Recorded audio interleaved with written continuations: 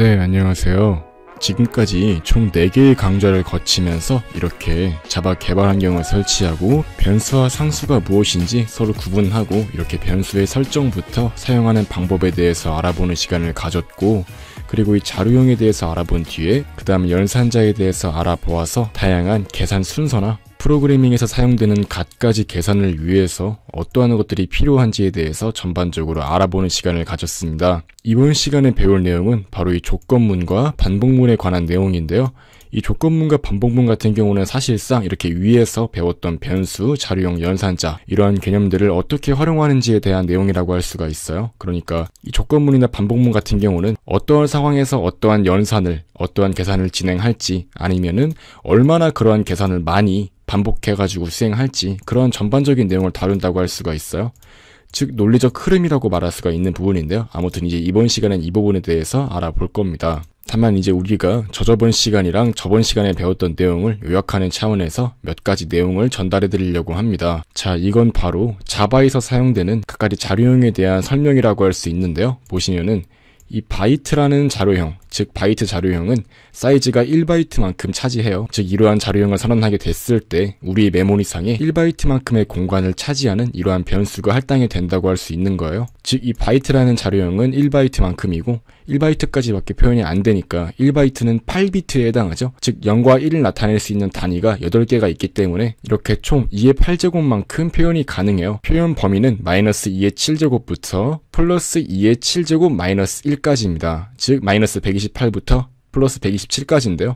이제 이런 식으로 각가지 자료형들이 서로 다른 크기와 서로 다른 표현 범위와 어떠한 목적을 서로 다르게 가지고 있다고 생각하시면 돼요. 이 숏 같은 경우는 되게 적은 정수를 표현할 때 사용하는 거고요. 이 경우는 하나의 변수마다 2바이트만큼 차지를 하고, 이렇게 표현 범위는 마이너스 2의 15승부터 플러스 2의 15승의 마이너스 1까지 이제 이런 식으로 표현 범위가 규정이 되어 있는 것을 알 수가 있고요. 인트형 같은 경우는 제가 지난 시간에 말씀드렸듯이 약 마이너스 20억부터 플러스 20억 정도에 해당하는 이런 범위를 가지고 있다고 했어요. 이 롱 같은 경우는 마찬가지로 정수를 표현하는 단위지만 이 인트형보다 바이트 수가 더 많죠. 즉 8바이트만큼이나 할당해서 더 많은 범위의 숫자를 표현할 수 있게 해주고요. 이 플랫 더블 같은 경우는 둘 다 이제 어떠한 실수 범위를 표현하기 위해 사용하는 건데요. 이제 이런 식으로 각 4바이트만큼 써서 실수를 표현할 건지 아니면 8바이트만큼 써서 실수를 표현할 건지 차이점이 있고요. 당연히 더블형이 조금 더 많은 범위를 표현할 수가 있어요. 불링 같은 경우는 이제 일반적으로 우리가 사용하는 사이즈와 조금 다르죠.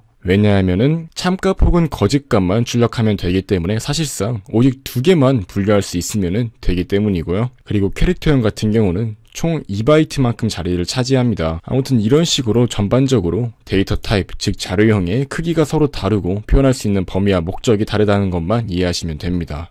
네, 아무튼 이런 식으로 방금 전에는 자료형 부분에 대해서 다시 간단하게 자료형들이 사이즈가 몇인지 각각 어떠한 목적을 사용한다는 점에서 차이점이 존재하는지에 대해서 복습을 해보았고, 이렇게 간단하게 연산자에 대해서도 복습을 한 다음에 넘어가려고 합니다. i++와 플러스 ii는 이렇게 각각 i에 1을 더해준다는, 즉 증감 연산자로서 단순히 값을 증가시키려는 목적이라면 그 기능이 동일합니다. 하지만 이렇게 출력하는 문장 안에 들어가 있다면 이게 플러스 i 같은 경우는 먼저 i를 1 더한 다음에 출력하고, i++ 같은 경우는 일단 먼저 i를 출력한 이후에 그 다음에 그 출력문을 빠져나가면서 i를 1 더해준다고 했었죠. 그리고 또한 다음 부분이 되게 중요하다고 할 수 있는데요. x가 100과 200 사이라면 이런 식으로 표현하는 사람들이 있는데 이거는 굉장히 잘못된 표현이라고 할 수 있어요. 프로그래밍 안에선 이렇게 표현하면 안 됩니다. 이런 식으로 표현해야 되는데요. 이 중간에 AND 연산자를 사용해서 x가 먼저 100보다 크고 그뿐만 아니라 x가 200보단 작다, 이런 식으로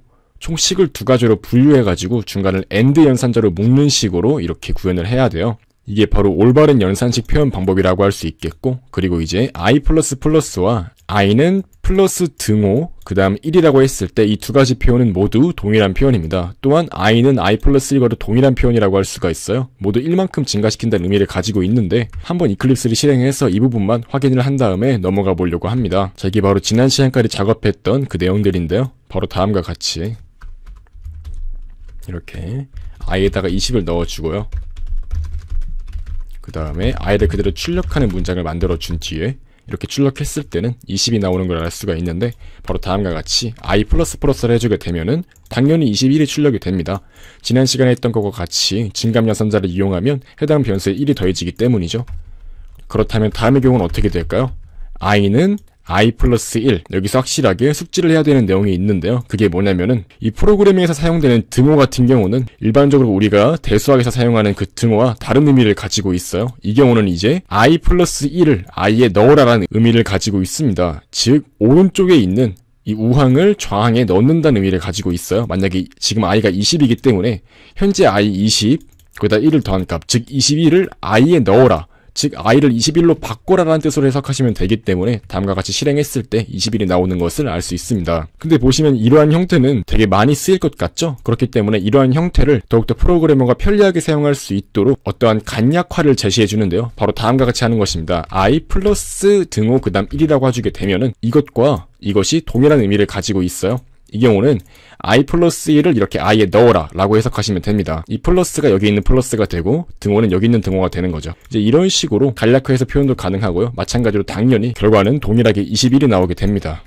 그리고 아까 말했던 것과 같이 만약에 i가 어떠한 수의 범위에 속해 있다고 했을 때 이런 식으로 표현을 하려고 하면은 자바에서는 즉시 오류가 있다는 사실을 이렇게 잡아내고 해당 라인에 이렇게 빨간 색깔 밑줄을 이렇게 띄우게 됩니다. 사실 C 언어에선 이렇게 오류를 잡아주는 기능이 없기 때문에 완전히 자신이 생각했던 것과 다른 결과를 내보내는 경우가 많아요. 아까 말했듯이 이러한 경우는 이렇게 좌항으로 한번 묶고 AND 연산자로 이렇게 묶으라고 했었죠. 즉 i가 100보다 크면서 이렇게 AND 연산자 i가 1보다 작은지 이제 이런 식으로 판가름을 할 수 있다고 했어요. 한 번에 이제 i라는 어떠한 변수가 양수 사이에 있는지는 판별하는 것은 불가능하다고 할 수 있습니다. 아무튼 이렇게 실행해보시면 당연히 i가 21이기 때문에 false 값이 나올 거고요. 이런 식으로 연산자 두 개를 한꺼번에 사용하고 싶을 때는 이렇게 AND 연산자, OR 연산자 같은 걸 이용해가지고 한 번에 묶을 수 있다고 했어요. 뭐 이런 식으로 i가 100보다 크거나 i가 200보다 작을 때는 이렇게 OR 연산자를 사용하실 수 있고요. 이건 실행해보시면 이렇게 true 값이 나오는데 i가 100보다 큰 건 아니지만 i가 200보다는 작기 때문에 이렇게 OR 연산자에 의해서 true 값을 내보내는 것을 알 수 있습니다. 아무튼 이렇게 간단하게 지난 시간에 배웠던 연산자 부분에 대해서도 추가적인 이러한 팁을 알려드리고 확실히 연산자 부분을 마친 이후에 이번 시간에 공부할 부분을 한번 다뤄보도록 하겠습니다.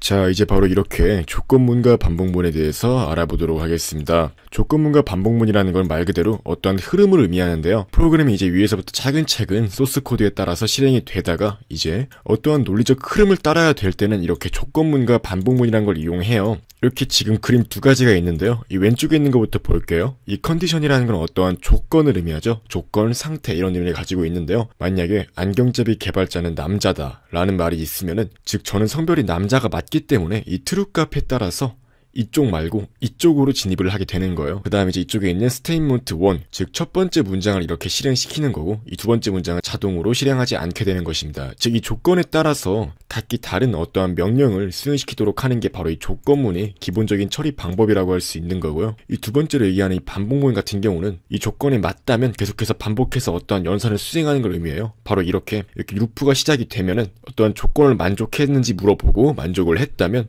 어떠한 명령을 수행시키고 다시 위로 올라가서 또 조건이 만족되어 있는지 확인한 다음에 또 만족한다면 또 이렇게 실행시키고 즉 조건이 만족한다면 계속해서 어떠한 부분을 실행시키고 조건이 이제 만족하지 않게 되었을 때 그때 이렇게 반복문을 빠져나가는 형식을 가지고 있어요. 이게 바로 반복문의 가장 기본적인 형태라고 할 수 있고요.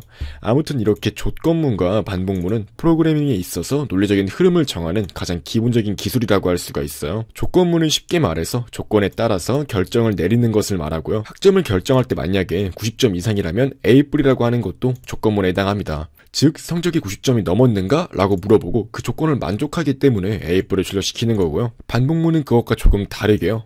반복적으로 어떠한 처리를 되풀이하는 것을 말하는데요. 예를 들어 100명의 학생이 있을 때 학생 각각의 학점을 출력하는 프로그램을 만든다고 해볼게요. 이때 학생 1부터 학생 100까지 전부 다 학점을 출력하는 어떠한 프린트 명령을 총 100개 삽입하는 것보다는 반복문을 이용해서 학생 1부터 100까지 차례대로 읽어드리면서 각각의 학생에 대한 정보를 출력해라 라는 그 문장 하나만 작성하면 알아서 되는 게 훨씬 더 효율적이겠죠? 즉 이렇게 소스코드 상에서 여러 개의 반복적인 코드를 직접 만드는 그러한 비효율적인 코드를 작성하는 것보다 이러한 반복문을 이용해서 자동으로 반복적으로 어떤 걸 실행시켜라 라고 하는 게 훨씬 더 효율적이라는 거죠. 즉 이렇게 어떠한 비효율적인 그러한 반복적인 소스 코드를 탈피하기 위해서 이 반복문을 이용해서 그러한 과정을 대신할 수가 있는 거죠. 자, 조건문과 반복문의 문법은 처음에는 굉장히 복잡해 보일 수 있는데요. 익숙해지면 상당히 간단하다고 할 수가 있어요. 자, 그럼 바로 간단한 몇 가지 실습을 통해서 이 조건문과 반복문의 기본적인 쓰임새에 대해서 한번 알아보도록 하겠습니다.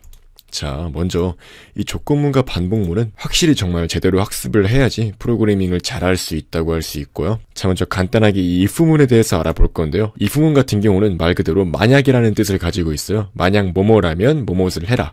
즉 조건문에 해당하는 가장 기본적인 문법이라고 할 수가 있겠고요.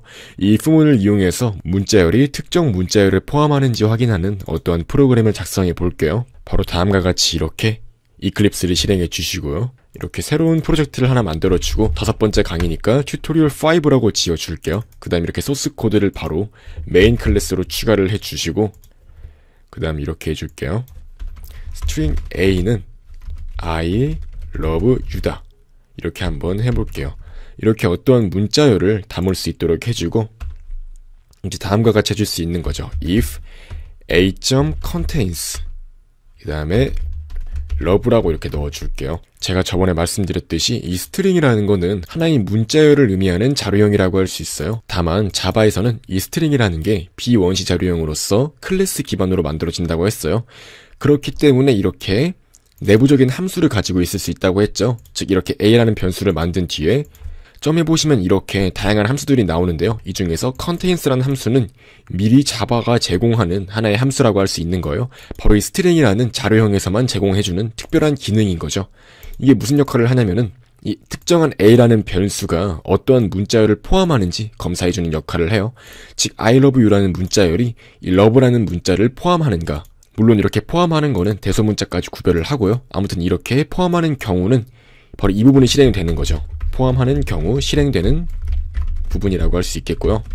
바로 이렇게 주석 처리를 잘 해줌으로써 프로그래머도 이제 이 부분이 어떤 부분인지 명확하게 더 쉽게 파악할 수 있도록 해주는 게 되게 중요하다고 할 수가 있고 아무튼 이렇게 else라고 넣어주게 되면은 이 if문이 즉 이 부분이 참값이라면 이쪽이 실행되고 참값이 아니라면 이쪽이 실행되는 거죠. 즉 if 뭐뭐라면 여기가 실행이 되고 그렇지 않은 경우 여기가 실행이 되는 거죠. 이제 이런 식으로 구성이 되어 있어요. 바로 여긴 이렇게 포함하지 않는 경우 실행되는 부분이라고 할 수 있는 거죠. 바로 이런 식으로 해볼게요. system.out.println me2라고 하고요. 그 다음에 그렇지 않은 경우